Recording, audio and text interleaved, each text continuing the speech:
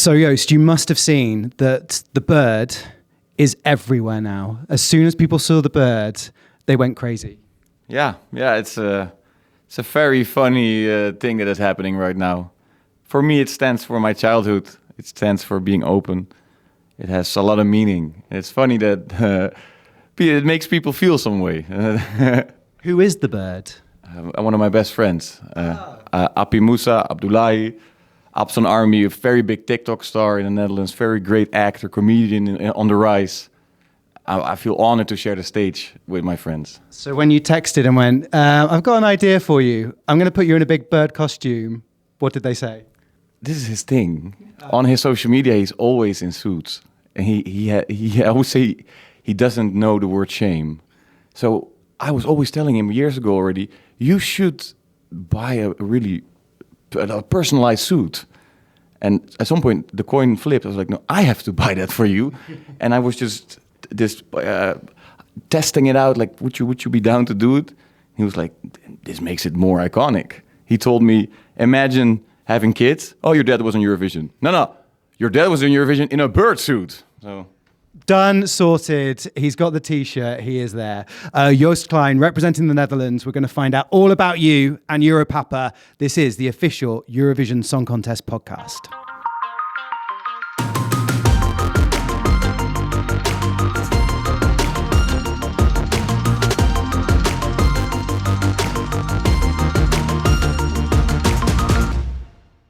Joost, how are you enjoying your time here at Eurovision? I'm not so good at enjoying. I'm a full-blown workaholic. I get the sense of that. Yeah. It all starts with marketing, but it ends with a real emotion. I think it's very, like, I feel honored to represent my country, to be on this stage, hopefully in a few days. But yeah, it's really, really difficult because the iceberg I'm putting out there is at the top very funny and very childlike, but my traumas come from my childhood. Well, this is where I wanted to get into your mind, because I'm sure if you opened it up, there's a lot going on in there, right? And there's a lot going on the stage, and there must be a lot going on inside that brain. Yes, almost way too much. I'm trying to meditate as much as possible. I brought a jumping rope, skippy rope. How do you say it? Yeah, skipping rope. Yeah, I have to move. I have to move my body. A lot of crying, a lot of talking. I am very excited, but it's also very it's just very emotional. I miss my parents.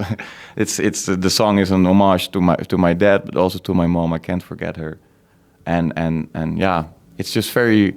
It's weird to say this out loud because a lot of people know only the funny side of the song, and I hope I can motivate people to look a bit further, to dive into, and yeah, maybe some people will find some recognition or find something in my story that hopefully resembles what they maybe been through, or they can feel also something. For me, it's very important to also show the emotional side. What do you think your dad would have thought of this performance? Very cool and funny. I think he would laugh really hard. My son idiot, but end with love. And that's why I also don't want to forget my mom. I think she would give me a big hug, and that's something I hope. This song is a tribute. Yeah. That's probably the best way of describing what this song is. It's a tribute to your dad in the most bizarre way possible, in terms of free movement of people throughout Europe. To me, the whole build-up of the show and the song is me giving you a massage to make you ready for the ending. So for me, you need like, I need crazy stuff because I love it, but I also want everybody to look and feel some type of way, and I think then I can really tell something at the end. So it's really difficult for me the last few days to show stuff of my rehearsals and to give away parts of it, because I've really built a full construction, a full roller coaster, right? Same with theme parks. You're not going to jump out the roller coaster or show. You know what I mean? It's a ride, and I just can't wait for people to see and hopefully hear my story in the second semi-final. So all your visuals are all from your brain? Yeah. I normally I'll make all my music videos myself. I'm an editor myself. I had some help from some great friends. Shout out to Leon and Bruno, some amazing people. And I've made a lot of stuff on my iPad for this show as well. And that's also my DNA as an artist. Vocally, I might not be a Celine Dion, but I am a Scatman John. I am Weird Al Yankovic. I'm more on that spectrum. But then I found a way. It's almost Weird Al Yankovic and Stromae combined. I found a way to not only be sad all the time, and I'm not covering it up, but I found some portals to use. I found some objects and things to use, and then hit you in the feelings, I hope. You can have a rave first and then get the feeling. Even at the same time. Oh yeah, I suppose. There's even yesterday I was crying and skippy rope, doing the skippy rope. Some people were probably looking at me like, what's this guy doing outside the hotel? And it felt so good.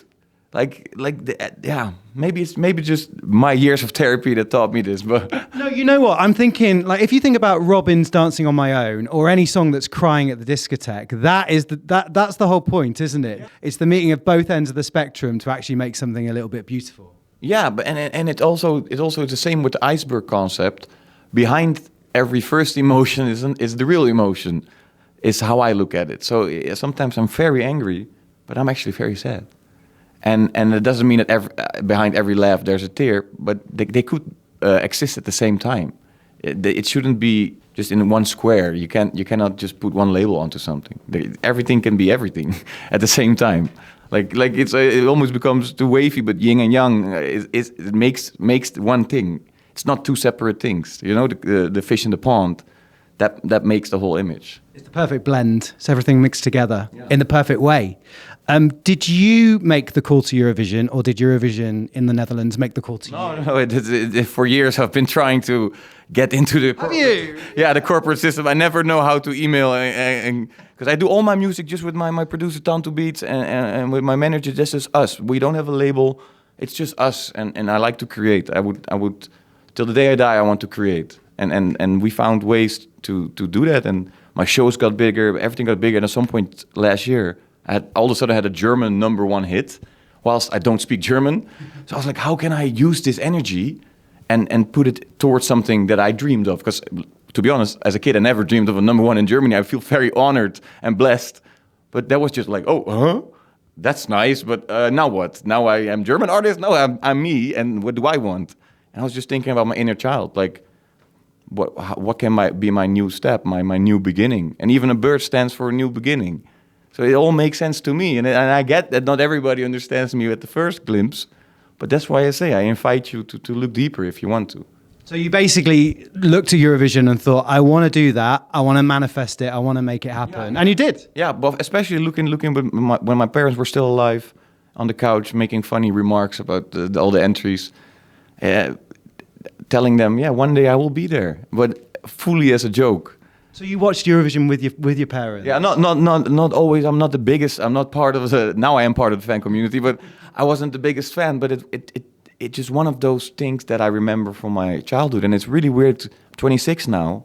It's 14 years ago that I lost my parents. I have to keep them alive somehow, and they're slowly drifting away. And Eurovision is one of those pinnacles of my childhood where it's just a big name. And sorry, I'm starting to cry. It's just that's just it. You know what? Everybody knows Eurovision is big, but for me, I don't have a lot of stuff that I remember from my childhood that was nice. This was one of the nice things. Even though how silly it might have been, but something like Lordi as a kid, I was like, whoa, what? This is scare actors at a theme park combined with rock and blah, blah, blah. They put all this effort. They're gigantic people on the stage. How is this? What's this? As a kid, it almost like it motivates me fully to look into stuff. And now I see myself, and I hope that I have maybe a little bit of the same effect that I can. With my team, we just keep saying we do it for the kids, because that's what I do it for my inner child. But I also do it for the kids now, and even that is why the bird is there. But that's why I'm also with my friends on the stage, because the other synthesized player is also my best friend. These are real people. Well, I had no ambition to be only showman. I am the show, and I am man. But I'm not here to. I don't know. My label is not telling me to do anything because I am my label. Going back to the kid thing, have you been shown videos of children dancing to Europapa since it came out and going crazy for it? Yeah, first two weeks I was like, what? Huh? Did we make Baby Shark? I'm like, what happened? But the sequel. Yeah, but now looking at it, I feel honored. I did it for my inner child, and now all the actual kids, they love it. And they annoy the parents with it. So it's the same effect that Scatman John actually had back then. It's the same effect where somebody's telling their real story, but in a unique way, I hope, or in a different way than normally. All respect to the sad ballads that Eurovision is known for. But yeah, I wasn't raised that way. I love playing with words. I don't know, I love up-tempo music. I personally can't listen to a slow song because my brain is always thinking of 20 things. So I need a fast beat to calm me down. So if we were to list all of the dishes, the national dishes in your song, which would be the one that you would order as a takeaway tonight? Yeah, just the chips give the fish to the bird. Yeah, he's a fish man. Yeah. He loves. You're the chips. Yeah, no, yeah. Sharing is better than multiplying. And where in Europe have you yet to go that you would love to go? I got a lot of love from Poland recently. I'm curious how the people over there are and how that looks. I have no idea. But also when at the pre-party in Stockholm, really gave me a lot of love from the Swedish people. So even where I'm at right now, I'm like, this might be a cool place to discover also musically even more. Like maybe there's already plans in your mind about where you're going to gig after this, like where you're going to go. Yeah. Like you've got like the next chapter to come. This is like resetting a chapter, isn't it? Do you know what I mean? Yeah, that's why I keep on repeating it, but new beginning. The same way in the video I burned a picture of my parents. It's not because I hate them, and it was also not the real picture. You know, we just copied it. Thank goodness. Yeah, but it all resembles a new beginning. You need to. I'm even learning every day right now. I need to let go of all control to be in control. And I know you said that you don't know all the entries from years gone by, but if you did have a Eurovision entry that you would ever cover, what would it be? Would it be Lordi? Yeah, that would be the coolest, to put that in like a hardcore up-tempo jacket. That would be very cool. And I just wonder, we've got two raves. We've got the rave moment in your song. We've got the rave moment in Austria. I wonder somebody somewhere has probably melted those two together as well. Like, it feels very ravey this year, which is nice. Yeah. I did see an interview that she's never been to a rave. Yeah. So with all respect, I was like, that's... Oh, that makes it art. But yeah, the feel like a harder beat gives me a reason to also let go in the moment, to be more in the moment. And I just like it. I like it a bit harder, and I like it a bit more rough. And that's also the Dutch culture I'm bringing. Like this is for me an honor. This as growing up with happy hardcore, I was always wondering, why is this not on the stage? Yeah, it's different, but that's something good. And it is the year as well of the pointy shoulders. Yeah. There's Luna from Poland, there's Bessa from Albania, there's you with your blue ones. It's definitely circles on stage and pointy shoulders. Yeah, that's a coincidence. I had this idea. It's fashion, darling. Yeah, I had a prototype last year at my own shows, and some people were like, that's too devilish. And then I made it more child-friendly, and then I ended up with this suit on my iPad. And then ask some nice people to actually make it for me. Where'd you keep it to make sure it's safe? We have a lot. Oh, you have a lot of the suits. Yeah. How many? Now 20. 20? Yeah, this is... sorry, Eva. Sorry, you can stop now. Sorry. 20 suits. 20 of the blue suits. One for every day of the week. No, there's more. Because it gets I stink quickly. I sweat a lot. So it's... Same. It's better to have multiple. Joost Klein, Europapa, representing the Netherlands. Thank you for coming on the podcast. Thanks for this good talk. If you're listening this, I hope you have a nice day.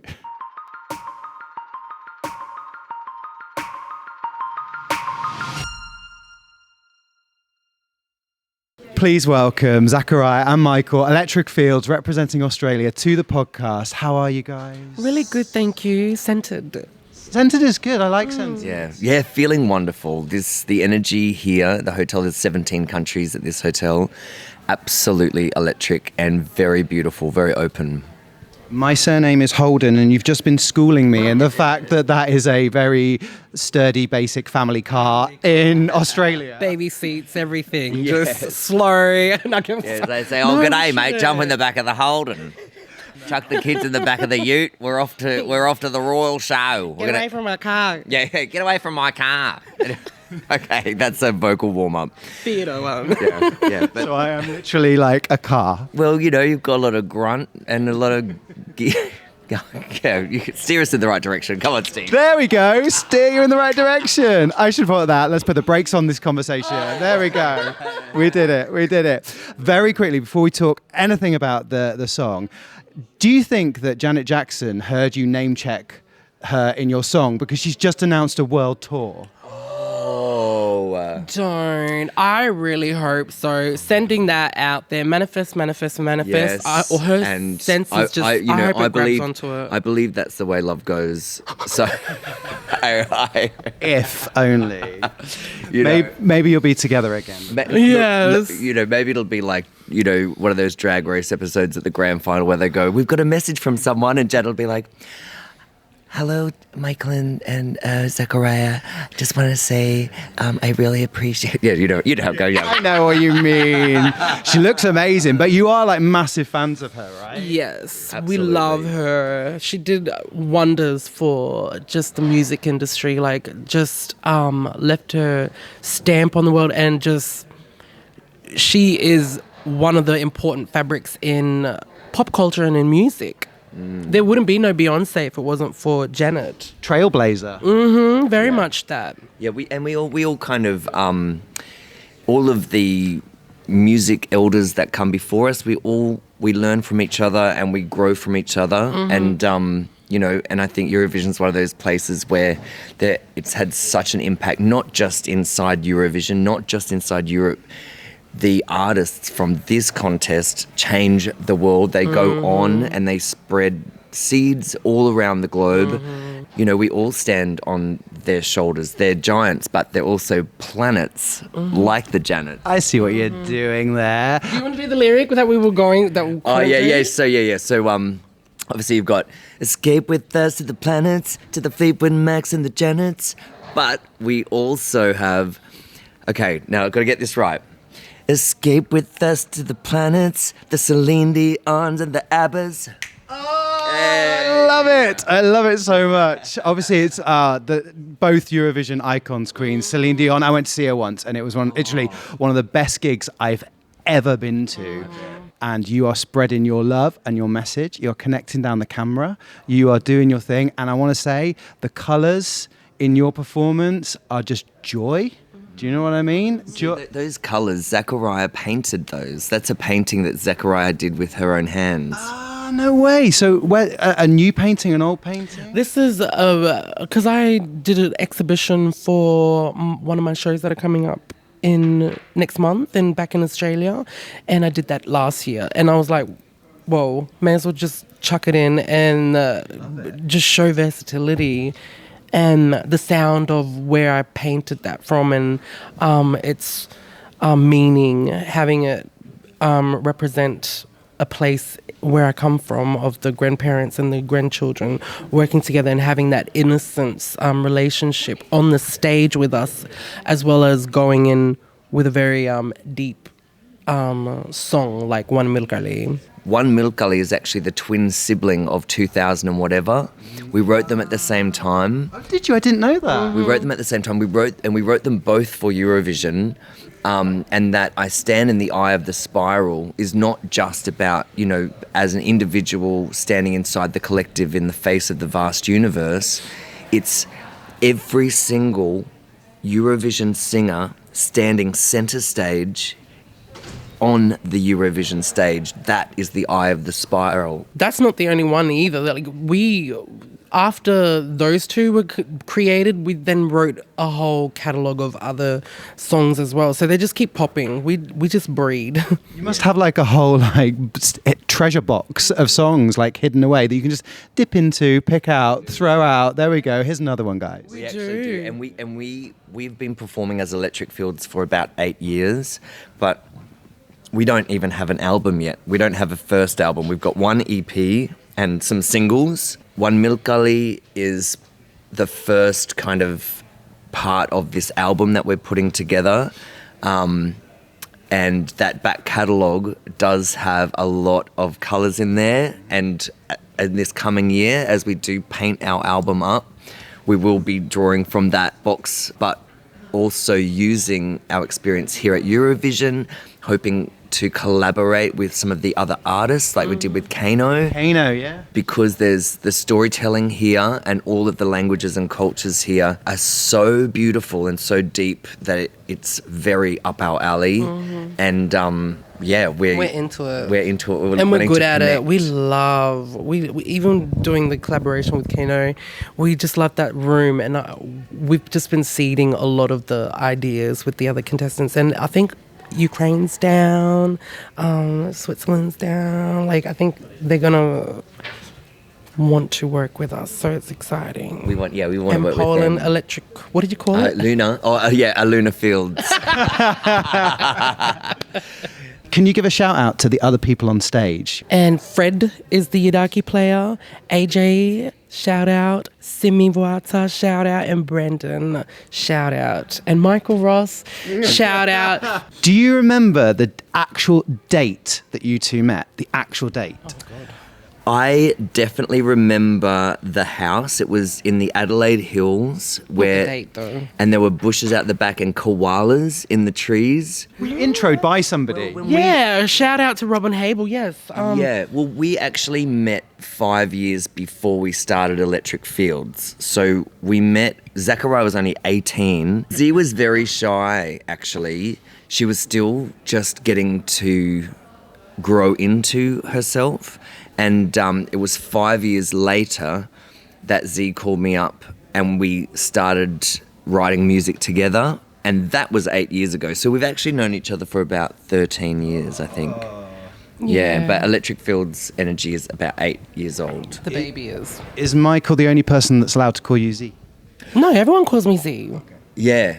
But I do call Z Mala. Do you want licensing? Yeah, give me the permission and then I can call you Z. Knighted. I've been anointed to call you Z. No, but I will say I do call Zaachariaha Mala or Malanpa, which is Anungo Pijajari Yankunjara language for younger sibling. And that's unisex. Mala can be a young boy or a late brother or a little sister. Yeah. It's gorgeous. I call Michael Juja is the oldest brother, so he's my older sibling. Oh, it's so cute. I love it. Also, the words are so romantic. Yes. Oh, it's such a beautiful language. Pidindara Yankundara language, it's just the way that the tongue is used.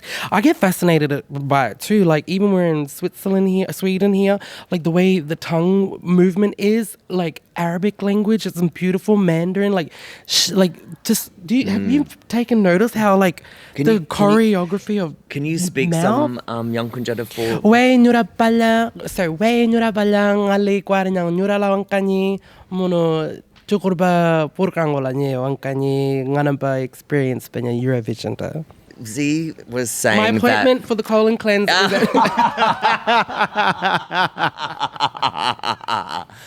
No, just intro. Just saying hello. How are you? We're talking about Eurovision. Finally, we started with Janet, so I think we should end with Fleetwood Mac. What is your favourite Fleetwood Mac song of all time? I wanna be with you everywhere. Well, that one. Yeah. Can I give you mine? Yes. Landslides. Oh. Yeah. Or Rhiannon as well. Yes. Yeah. Stevie Nicks, man, that voice. Oof. Stevie Nicks. Presence, you know. I might channel that because I can do that now because she's shouted in the song. So I might do a little bit of a... A little bit of Stevie flow. I put a spell on you vibe. Yeah, you need something like very flowy. Can I just say your dress outfit is incredible? Thank you. I made it with my beautiful darling friends. What's her name? Kaya. Why was I going to call her a different name? Kaya, I love you. You can do what you need to do to me in the room later. I love that all part of your performance is you all the way through. I designed my jumpsuit and Zaachariaha painted the painting that comes alive on the stage. We wrote the song together. This is our hearts woven together. We love human connection and it's what keeps us sane. It's what keeps our jugs full. Electric Fields, thank you so much. Thank you, Steve. Thank you.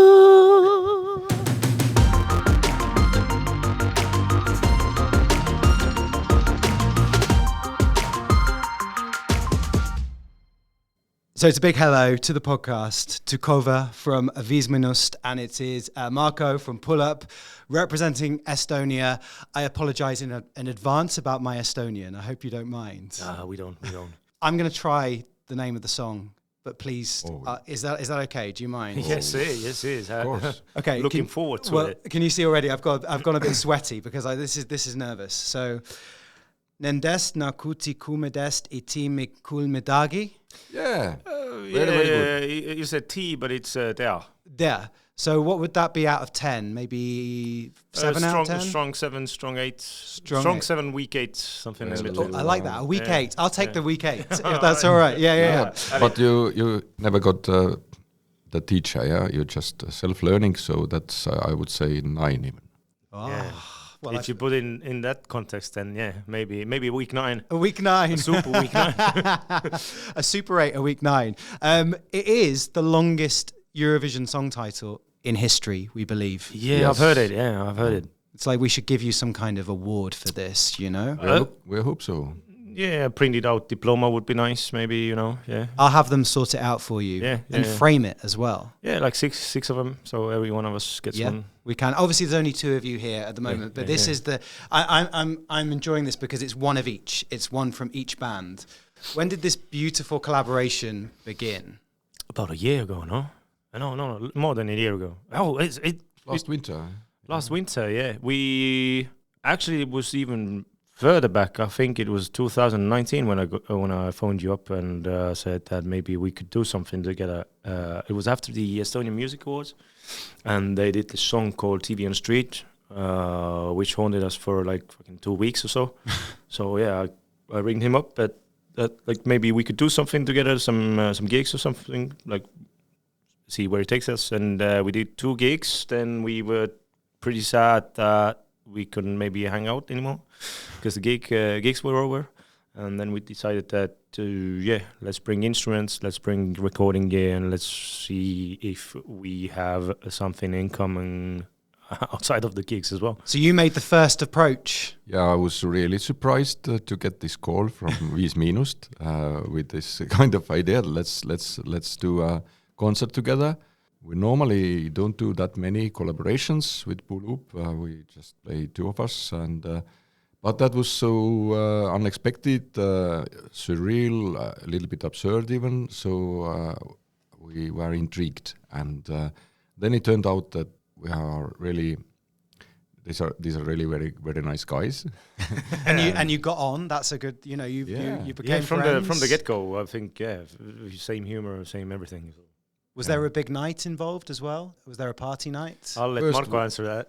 We started very seriously, because I think it was we thought that we have to look like very partying people. So the first meeting, first rehearsal, Ramo opened the beers and offered to everybody. But 5MIINUST, I think they tried to be looking like very extra professional. So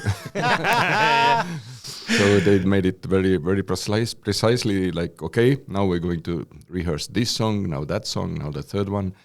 Because the collaboration was just to do a concert together, but not just 2 bands performing separately, but performing together, playing each other's song like a mashup style.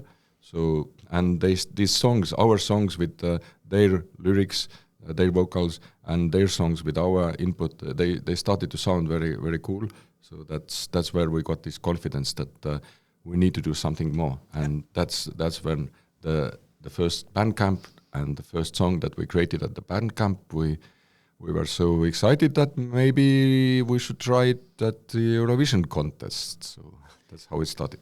It wasn't a simple journey because you have to win your national final first. But No, that was easy. Yeah, well, you won it by a mile. Yeah. Well, yes, but if we, the first, I think I had quite sleepless nights when we qualified to the finals, Estonian finals, and we as Puuluup and they as 5MIINUST, they have their own brand. People know us. We have all our audiences, and now we are going to jump to something completely different. First with Eurovision and to do it together with 5MIINUST, quite different soundscape, and it took some time to get me like really to cool down and understand that it's actually okay to develop a little bit and to change the styles and to jump into the unknown waters. Yeah, a bit of fear. It's good to have a bit of fear every now and then. Yeah, it is. Yeah, so. And then we were really happy to see that the song got the same type of feedback that we felt it actually deserves. So people are dancing for it in the clubs, and children in kindergartens are singing it. And do the kids know the dance as well? Oh yeah, everybody knows the dance these days. The dance is yours, isn't it, Marko? Is that right? It is partly right, but we like to say that it comes from the traditional dance from Vormsi Island, which is actually an island in Estonia where Estonian Swedes used to live, and they played the same instrument that we use here, talharpa. The history of the dance goes very, very far. Yeah, but this is nice to know that it's not just a dance made for Eurovision. This is something that exists in real life. And you've got to look, I love the fact that you look at all the countries and we've got Cyprus doing their choreography, we've got Georgia, we've got Malta, but then we've got 6 lads doing perfect choreography in sync on the Eurovision stage. It's a sight to behold. Nice, isn't it? Yes. Is it like, have you ever done that kind of choreo in your shows before? No, we are a band. Our band is just, we're having a laugh. Yeah, I know. That's giggling through our careers. So, but yeah, we're pretty much having a laugh here as well. I think that's a good attitude to have, though, when you're here, to enjoy it. Yeah, we're not. We're taking it like professionally, but we're not taking it too seriously. Behind all of this, we really take the show and the stage show and our presence pretty seriously. Would you say that Eurovision is out of your comfort zone? I wouldn't say it's out of a comfort zone. I don't think that anything is out of our comfort zone because, as I said before, we're whatever we do, we're having a laugh while doing it. So I don't think this is really out of our comfort zone. If something is out of our comfort zone, we probably in 2 minutes we make it into our comfort zone. So we turn, like, maybe you've seen some of the clips that we've done, some TikToks that they want us to do, when we kind of take the medium and make it our own. So singing in the shower. Yeah. Did you see the clip? Yes, I did. Well, it's funny you should say, did you see it? Because I saw it in real life today, because I was doing an interview and I came out into the corridor and I was confronted, you wouldn't have seen me, but I was confronted by 6 Estonian men with all their tops off. And I was like, okay, this is ingrained into my eyes and now. And 4 of them pretty overweight. So the bears of Estonia are out, so yeah. Estonia has quite a good sauna culture, though, doesn't it? A sauna culture. Yeah, we do. Actually, the first time we recorded together for this project that we now have out, I think we went to the sauna like 6 or 5 times in one night or so. If you go back like 100 years ago, then pretty much everything happened in the sauna. Women gave birth in the sauna. When people died, they got washed in the sauna. Like so life started and ended in the sauna. So it's the sauna is pretty much the most important place in a farm or in a house. Well, I like the fact that that's where you made sure as soon as you started this collaboration that you had that sauna bond. Yeah, You know? I mean, sauna has this ritualic meaning as well. Like if you become mates with somebody, the first thing you do is, well, let's hop into the sauna and let's have a chat in the sauna, or that it kind of bonds people, yeah. Because everyone's naked, everyone's their true self, and then if you go to the sauna, then everybody's honest. I like our sauna chat. That's good. We've learnt a lot about sauna. I'm getting sweating. Just thinking of it. Do you both have a Eurovision memory from watching it in the past? Yeah, I do. My first memory of Eurovision was the year when Estonia won. And I think I'm born in '88, so Estonia 2001. won 2000. Yeah, 2001. 2001, yeah. So Come on, everybody, we're I just singing was along. 12 years old. Yeah.